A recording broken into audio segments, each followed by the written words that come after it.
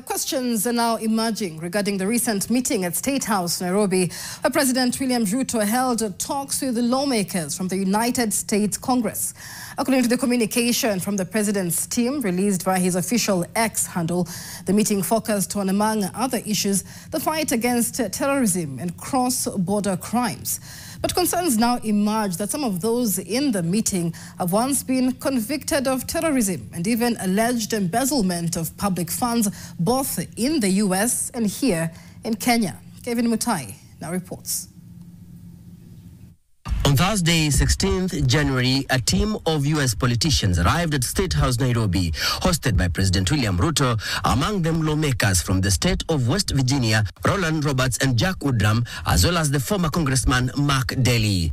Conspicuously present in one of the pictures but not mentioned by the president was Albino Abwog Madem, who is a politician from South Sudan. Some of these men have controversial backgrounds, allegedly involved in criminal activities that landed them in trouble with the law enforcement agencies.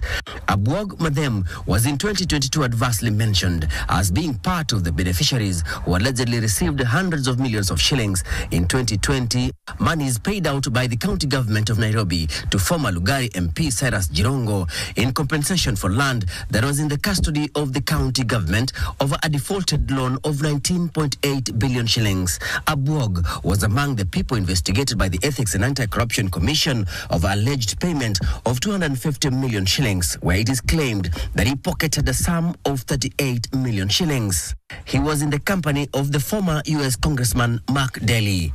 In January 2012, Mark Daly, a former member of Congress from Michigan, was sentenced in U.S. District Court for the Western District of Missouri in Kansas City to 1 year in a federal prison for obstruction of justice and allegedly suspected of being involved in supporting international terrorism. The grand jury investigation revealed that Daly made false statements to FBI in December 2005 and in April 2007 after allegedly engaging in money laundering activities by transferring stolen money to an Al-Qaeda. The indictment alleges that Daly, in return, received 50,000 US dollars, money meant for humanitarian purposes.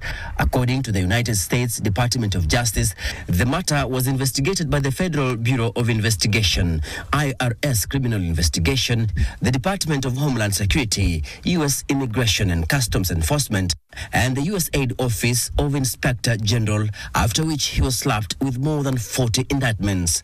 But in 2020, the president and now President-elect Donald Trump granted full pardon to Mark Daly.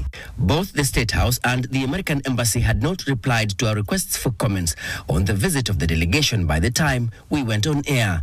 Kevin Mutai, NTV.